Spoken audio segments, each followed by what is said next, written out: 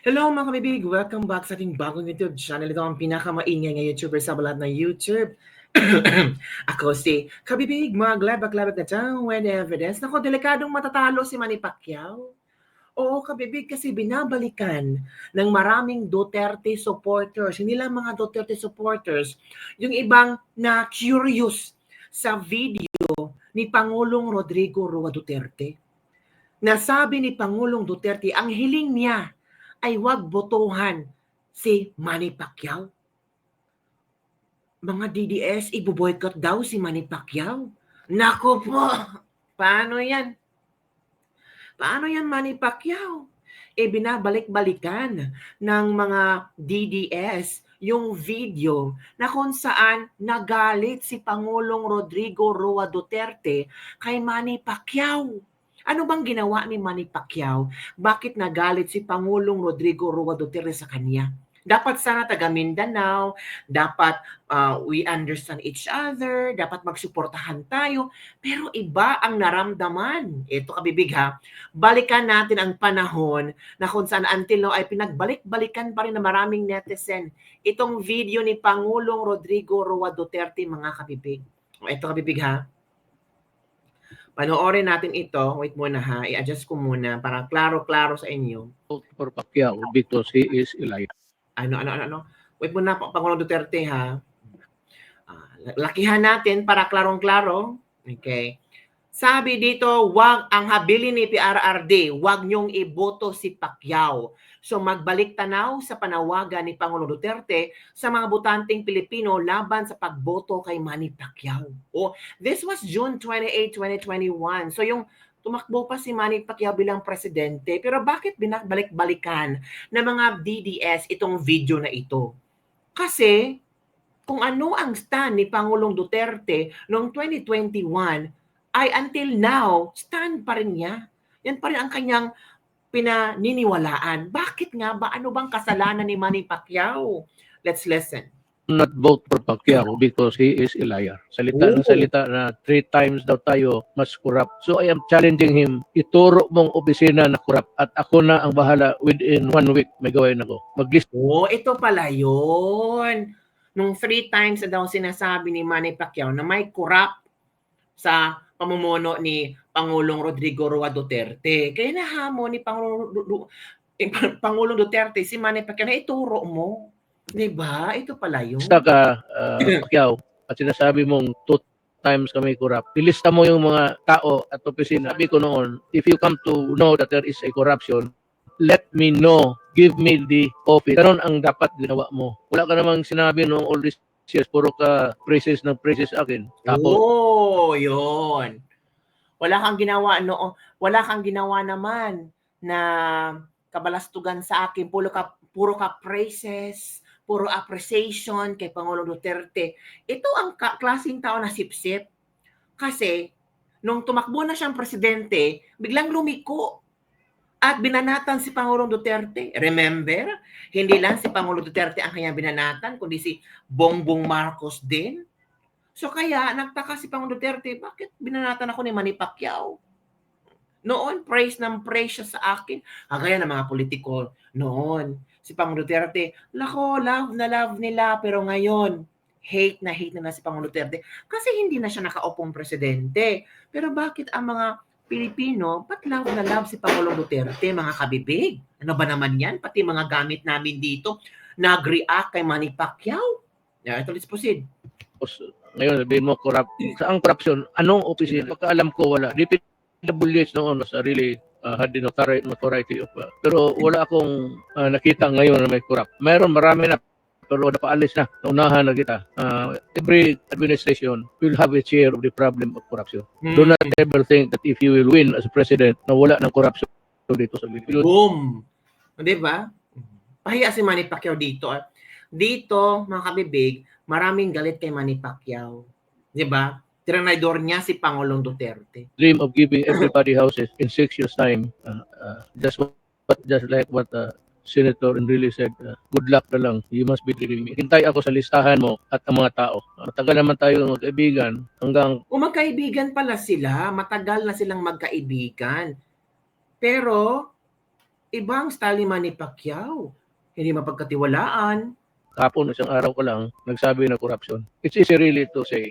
Hindi ko sinasabi walang corruption. Kaya nga ituro mo. Kasi yung lahat na tinuro ng iba, pinaalis ko na sa gobyerno. Kita mo yung Pastillas, 43 immigration people were dismissed. 73 sa customs. BIR mayroon rin. Secretary Dura is having his hands full of investigating. Turo mo lang. Total, it is your duty as a congressman. Go to Congress and start to talk. I am Tama. Diba? challenging you or else talagang sabi nga nila, totoo na mumulitin ka. You fail to do that. I will campaign. Namumulitika ka lang. Until now, si Manny Pacquiao ang galing mamumulitika. Noon, galit kay BBM.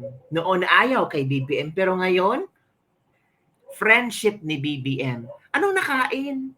Against you because you are not doing your duty. Do it because if not, I will just tell the people, do not vote for Pacquiao. Oh, do not vote for Pacquiao because he is a liar. Because he is a liar. I am not questioning your ability intellectually or what, but pag hindi mo nagawa yan, araw-arawin kita, I will expose you as a liar. At yung I will expose you as a liar. Araw-arawin kita. buhay mo, kilalaman kita noon. Then we should start also because you are going for public office, presidency, everybody should know. Ito, put you on notice na isasabi ko lahat at kakalabanin kita panahon ng eleksyon. Pag hindi, I will just be another son of a bitch. Playing politics, di ba? Grabe si Pangulong Duterte, ha? Prangkahan kay Manny Pacquiao. Until now, balikan ito ng maraming DDS. Kasi ito daw ang hiling ni Pangulong Duterte. Na until now, ay parang ganun pa rin ang gustong mangyari ni Pangulong Rodrigo Roa Duterte. Nako, paano yan? Paano yan, Manny Pacquiao, na ang mga DDS ay parang binabalik-balikan ang videong ito. Ito mga kabibig, ha? Noon, si Manny Pacquiao galit kay BBM. Wag nyo iboto si BBM kasi magnanakaw. Pero ngayon, iba na ang pagtingin ni Manny Pacquiao kay BBM. Kasi si Manny Pacquiao ay miyembro ng alyansa ni BBM. So ito kabibig, ha, manood tayo kay Manny Pacquiao. Ano nang nangyari? Bakit tayo nagkahiwalay? Bakit tayo nagkaaway-away? Kung sinong nagkaupo, may mga kumukontra. Ang programa ng ating Pangulo ay napakaganda. Doon sa bagong Pilipinas po, kasama po doon, ang isa sa nagustuhan ko, yung sustainable livelihood. Sustainable livelihood at saka pabahay. Wow!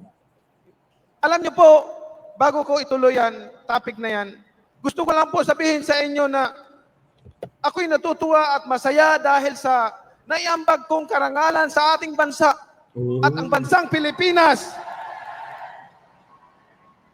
At ang bansang Pilipinas nakilala hindi lamang dito sa buong Asia kundi sa buong mundo. Bilang Pilipino, proud na proud ako.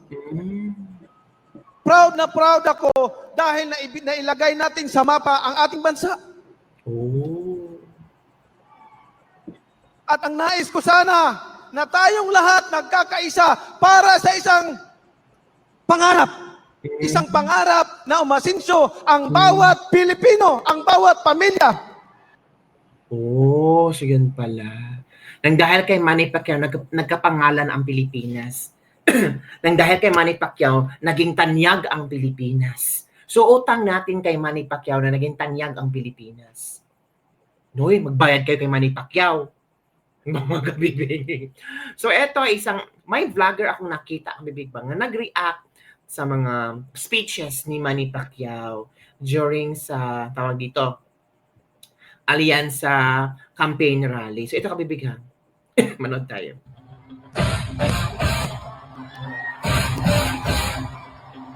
Yan, si Manny Pacquiao. Wow, pabaksing-baksing. Ito na. Manny Pacquiao ang naglagay ng pangalan sa Pilipino. Yes. Manny? Manny? Ito na. I love you, money. Yun lang pala, I love you, money. Sumakit ulo ko, promise, sabi na isang netizen. Sumakit ang ulo ng netizen after nakitan si Manny Pacquiao. Diba? So ano ang iyong reaction, mga kabibig, sa hiling ni Pangulong Rodrigo Roa Duterte, na huwag botohan si Manny Pacquiao? Sa tingin niyo, kabibig, bobotohan niyo ba si Manny Pacquiao? Kasi si Manny Pacquiao palaging palaging kasama sa survey, senatorial survey, palaging ng top 12 si Manny Pacquiao. Iba si Manny Pacquiao, ha? Palaging nasa top 12, mga kabibig. 'Di ba? So, tingnan natin, mga kabibig, ha? Senatorial ratings. Manny Pacquiao. Tingnan natin, ha, kung pang ilan si Manny Pacquiao sa senatorial rating, mga kabibig. Nasaan ba dito? Pang ilan? Asan ba? Hindi natin nakikita. Yun natin, ha. Ay, hindi naman nakita. Ito. Hindi ito. Iba to. Mga lang siya. Baka pasok si Manny Pacquiao sa top 12 Palaging pasok si Manny Pacquiao sa top 12, mga kabibig. So, si Manny Pacquiao ba ay isa sa mga senator na bobotohan mo? So, dapat talaga mag-research ka. Dapat tingnan mo kung ano ang nagawa ni Manny Pacquiao, ano ang pwedeng may offer ni Manny Pacquiao, ano pang programa ni Manny Pacquiao para sa Pilipinas. Kung uupo siyang senador, ano ang una niyang programang ibibigay para sa sambayanang Pilipino? At sino-sino sa sambayanang Pilipino ang makabenepisyo ng programang nito ni Manny Pacquiao, mga kabibig. So, yun lang po, mga kabibig, ang ating latest lebak-lebak for today. Maniniwala ba kayo sa hiling ni Pangulong Duterte na huwag botohan si Manny Pacquiao because he is a liar? Magkaibigan sila noon ni Pangulong Duterte, pero nung tumakbo si Manny Pacquiao presidente, sinsiraan na niya si Pangulong Duterte. Ano sa palagay niya, kabibig? Si Manny Pacquiao daw ang naglagay sa pangalan ng Pilipinas sa buong mundo. Magandang contribution yan. Ano sa palagay niyo, kabibig? Dapat ba natin botohan si Manny Pacquiao? Or straight, PDP laban? Don't forget to like, subscribe, and share this video. Bye everyone. See you next time.